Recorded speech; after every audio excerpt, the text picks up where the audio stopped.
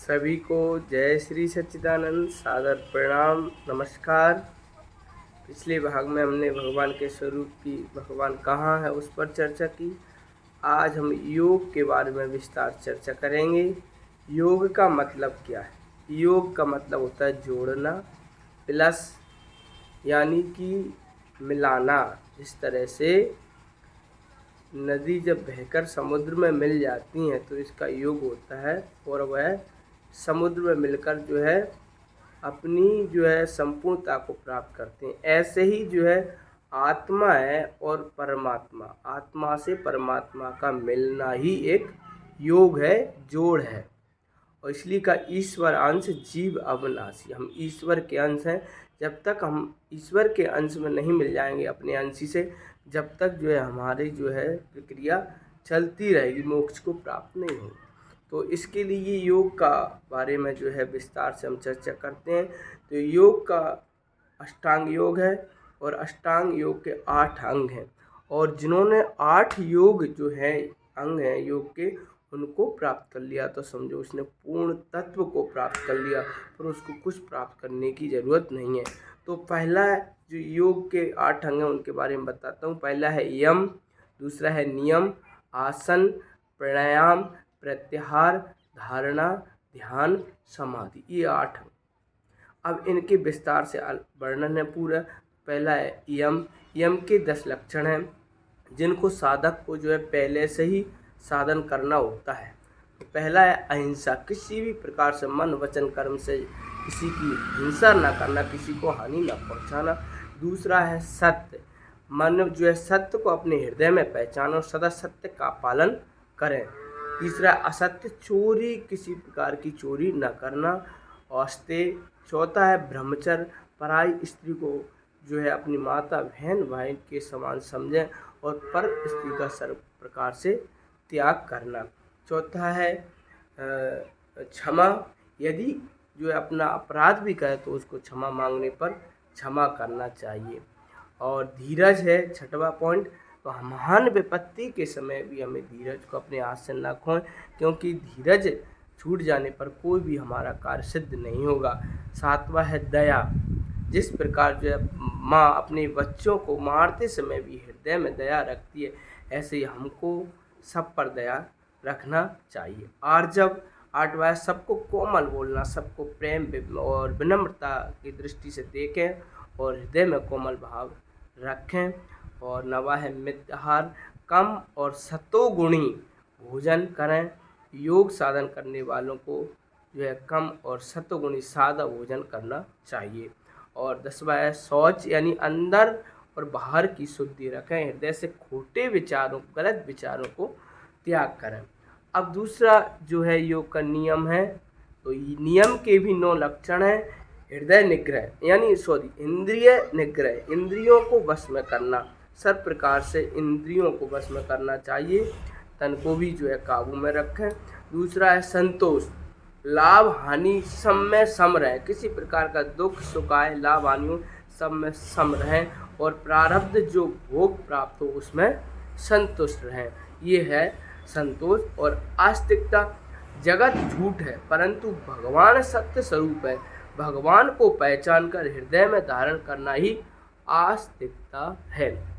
और चौथा है दान, अपने लिए पाए हुए जो अन्न पानी है, जो हम अपने प्राप्त किया है, उसको दूसरों के दुख को मिटाने के लिए दे देना ही दान कहलाता है। यानी पराये दुख को सब प्रकार से दूर करना सच्चा दान है, किसी का दुख दूर करना ही दान है। अब 5वां है ईश्वर आराधना, निष्काम भाव से श्रद्धा सहित अपने इष्ट देव की, गुरु की पूजा करना चाहिए। श्रवण, संतों अथवा सद्गुरु के द्वारा सार गर्भित कथाओं का, सत्संग का ध्यान से सुनना चाहिए और उस पर विचार करना चाहिए।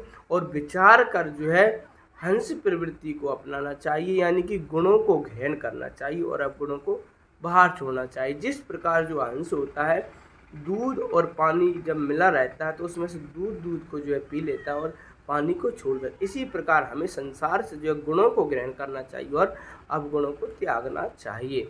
और क्या है लज्जा, सद्गुरु से हमें लज्जा करना चाहिए, भगवान से सब प्रकार से हमें लज्जावान रहना चाहिए, मर्यादा में रहना चाहिए। जब तक हरि की लज्जा नहीं करेंगे तो किसी प्रकार की हम लज्जा नहीं कर सकते। सबको जो है हमें मर्यादा में रहना चाहिए और दृढ़ता, सद्गुरु के वचनों में दृढ़ रहना चाहिए और स्वर्ग तक के भोगों को देखकर भी हमें हिलना डुलना नहीं चाहिए। महान कष्टों के आने पर भी हमें पीठ नहीं दिखाना चाहिए, इस तरह दृढ़ रहना चाहिए। जाप यानी कि मौन रहकर मन द्वारा भगवान को स्मरण करें और जिह्वा द्वारा भी भगवान के गुणों की महिमा का जाप करें। और इसके बाद आता है जो है तीसरा आसन। तो तीसरा पॉइंट है योग का आसन। तो आसन भी क्या है, 84 लाख योनियों के 84 लाख आसन है। इनमें से 84 आसन मुख्य हैं। अब 84 में से भी 10 आसन प्रधान हैं और 10 में 2 मुख्य माने गए हैं। 10 आसन भी कर सकते हैं लेकिन 10 में 2 मुख्य माने गए हैं। कौन सा, पद्मासन और सिद्धासन। परंतु संत लोग कहते हैं आसन तो वह है जो उखड़े ना त्यों काल, उठत बैठत सोवत जागत ज्यों का त्यों जमा रहे। यानी कि ऐसा ध्यान लगे, किसी प्रकार के आसन में हिले डुले नहीं। आसन मारे क्या भया, मिटे न मन की आस, और तेली के कर बेल ज्यों घर की कोस 50। केवल आसन के धारण करने से कल्याण नहीं होता जब तक मन की आशा को ना मार दिया जाए, जब तक हमारा आसन नहीं है। तो तन थिर मन थिर वचन थिर, यानी कि तन से हम बिल्कुल आसन में बैठे हैं लेकिन मन को भी हमें भगवान की जो है प्राणों में जो चल रहा है भगवान का उसमें जोड़ना है, तभी हमारा मन एकाग्र होगा। तो वो मन का आसन है। अब क्या आता है चौथा, प्राणायाम। प्राणों को किसी एक स्थान पर लगाने का प्राणायाम कहते हैं। बाहर के विषय भोग को न चिंतन करता हुआ, नेत्रों के बीच भ्रिकुटी में ध्यान करता हुआ, नासिका में विचरने वाले प्राण अपान वायु को सम करना ही प्राणायाम कहलाता है। यानी श्वासों पर पूर्णता से मन को ध्यान करना ही एक प्राणायाम है।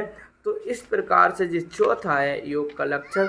अब पांचवा है योग का अंग प्रत्याहार, यानी कि इंद्रियों को विषयों की ओर न जाने देने को ही प्रत्याहार कहते हैं। इंद्रियों को विषय भोगों में न जाने दें, उसको प्रत्याहार कहते हैं। जैसे किसी प्रकार का भय होने पर कछुआ अपने अंगों को समेट लेता है। कछुआ को देखा होगा, जब किसी प्रकार का डर होता है तो अंगों को समेट लेता है। ऐसे ही हमारे पास या कहीं भी विषय वासना कोई भी गलत कार्य होता है तो हमारी इंद्रियों को सुकोड़ लेना ही एक प्रत्याहार है। और इसके बाद छठवा जो अंग है योग का धारणा, यानी कि ध्येय वस्तु की प्राप्ति की उपरांत ही धारणा होगी। तो ध्येय वस्तु को ज्ञान गुरु के बिना नहीं होता, यानी कि ध्येय वस्तु के ज्ञान गुरु के बिना नहीं होगा। इसलिए प्रथम धारणा गुरु की करना होगी, गुरु के वचनों को हृदय में धारण करना होगा। तो क्या होगा, धारण करने की चीज़ है तो हमें सबसे पहले गुरु के वचनों को धारण करना होगा, क्योंकि गुरु ही जो है ध्यान लगाने की हमें विधि बताते हैं। तो पहले गुरु की पूजा अर्चना ध्यान करना होगा। इसी को कहते हैं धारण करना, धारणा गुरु के वचनों को धारण करना। अब आता है सातवां ध्यान। तो 3 वस्तु हैं ध्यान में, क्या है, एक तो ध्यान, ध्याता और ध्येय। यानी कि ध्येय जो है और ध्यान, ध्याता, ध्येय। इसी प्रकार 3 है ज्ञान, ज्ञाता और ज्ञेय। और इसी प्रकार 3 है भक्ति, भक्त और भगवान। तो ध्येय की पता होगा तभी तो हम ध्यान कर सकते हैं, यानी हमारे ध्येय शरीर होगा तो जब भी हम ध्यान कर सकते हैं। ऐसे ध्येय का जो है पता होगा जब भी हम ध्यान कर सकते हैं। तो भक्ति सब तभी होगी जब हम भगवान को पता हो। जब भगवान का पता ही नहीं, भगवान को देखा नहीं, तो हम ध्यान कैसे कर सकते हैं। जिस प्रकार एक उदाहरण मैं देता हूँ शॉर्ट में, जिस प्रकार एक कुंवारी कन्या और उसकी शादी नहीं हुई तो उससे कहें हम कि तू अपने पति का ध्यान कर, तो उसने अपने पति को देखा नहीं तो वो ध्यान नहीं कर सकती। लेकिन एक बार उसका संबंध जुड़ जाता है, शादी हो जाती है, पति को देख लेती है, तो फिर उससे कहते हैं कि तू अपने पति का ध्यान कर, तो पति का ध्यान, स्वरूप का ध्यान वो कर सकती है। ऐसा ही हमें पहले परमात्मा का पता होना चाहिए, और वो परमात्मा का पता कौन बताते हैं, गुरु। तो भगवान का पता होने पर ही ध्यान और भक्ति हो सकती है। भगवान कौन कैसा है, भगवान प्रकाश स्वरूप है, इसलिए प्रकाश को जानकर ध्यान करना होगा और वो गुरु के द्वारा जाना जा सकता है। तो 8वां जो मेन पॉइंट है, अंग है योग का, वो है समाधि, लास्ट वाला। जब त्रिपुटी एक हो जाएगी, अर्थात ध्याता ध्यान करते करते ध्येय में लीन हो जाएगा, अथवा भक्त भक्ति द्वारा भगवान में मिलकर एकाकार वृत्ति को प्राप्त होगा, उसे समाधि कहते हैं। एकाकार, बिल्कुल लीन हो जाएगा, उसके सम हो जाएगा। और इस प्रकार जिस प्रकार जैसे मिश्री अपनी जीभ पर रहेगी, तब तक ही उसका हमें स्वाद मीठा आएगा। ऐसे ही हमारा मतलब जब तक मिश्री रहेगी, जब तक वो हमारा भगवान का नाम यानी परमात्मा का साक्षात्कार चलता रहेगा, उसमें लीन हो जाएंगे, तो वही समाधि है। तो समाधि तक पहुंचने के लिए हमें 8 अंगों तक से गुजरना होगा और पूरा हमें पालन करना होगा, जब हम उस पर पहुंच पाएंगे। तो आज मैंने विस्तार से अष्टांग योग के बारे में चर्चा की। आप इस पर विचार करें और अपने जीवन में इसको अपनाएं, तो आप बिल्कुल पूर्णता को प्राप्त होंगे, मोक्ष को प्राप्त होंगे, सदा सदा के लिए आनंद के लिए प्राप्त होंगे। इसके लिए सबसे पहले सद्गुरु की शरण में जाना पड़ेगा, उनसे वो विधि जानना पड़ेगा, जब हम पूरे जो अष्टांग योग को फॉलो कर सकते हैं। तो सबको बहुत बहुत धन्यवाद। जय श्री सच्चिदानंद। आगे मिलेंगे अगली वीडियो में। धन्यवाद।